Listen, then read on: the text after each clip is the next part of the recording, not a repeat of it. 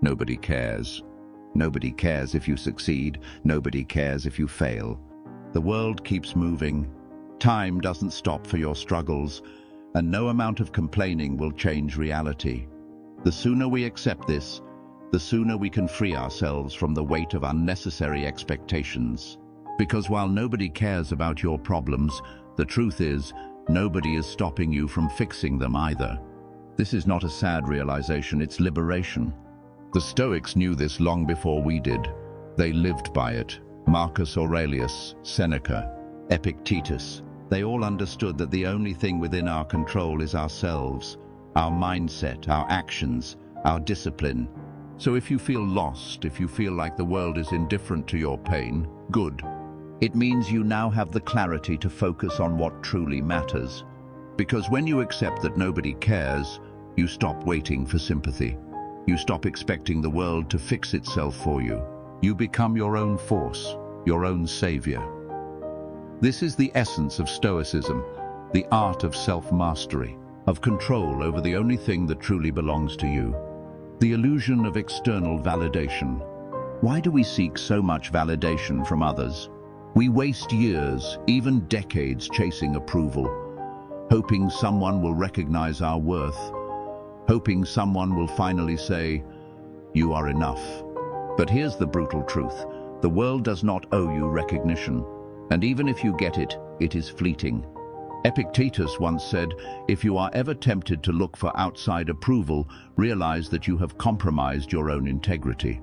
Every time you rely on others to validate your existence, you give them power over your emotions. You become a slave to their opinions. What happens when they stop clapping? What happens when they criticize instead? Will you break? A Stoic does not live for applause. A Stoic lives for excellence, for himself. So ask yourself, are you living for approval, or are you living for mastery? The weight of expectations. One of the greatest sources of suffering in life comes from expectations. We expect people to treat us a certain way.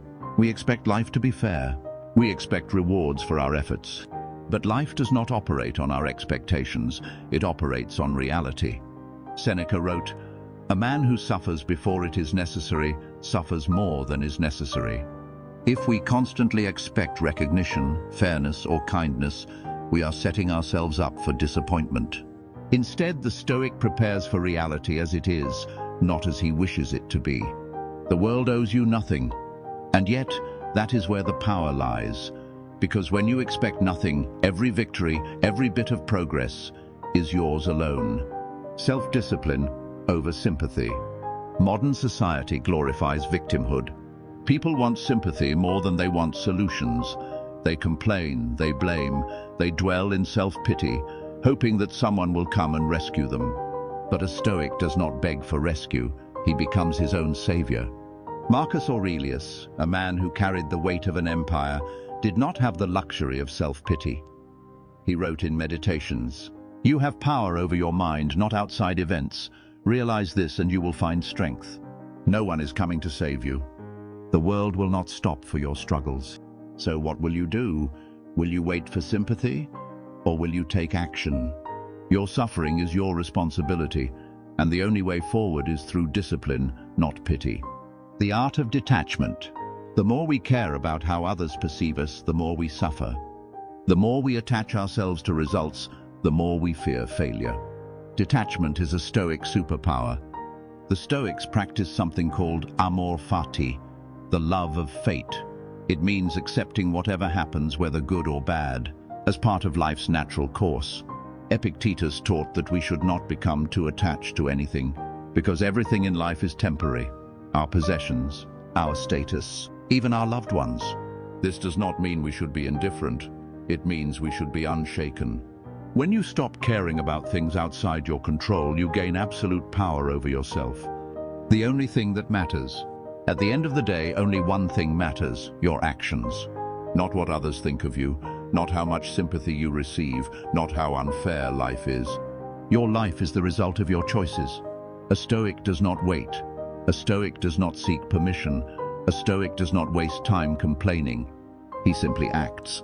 Every day, you wake up with a choice: to waste time seeking validation, or to build something meaningful, to drown in self-pity, or to rise above it, to complain, or to conquer. Nobody cares, and that is your greatest freedom. Focus on your life. If you made it this far, you already understand something that most people never will. You are in control. No one is coming to save you. No one owes you anything. But within that truth lies the ultimate power. Because if no one is stopping you, that means you can do anything. So, will you waste time waiting for the world to care? Or will you take control and make something of yourself? The choice is yours.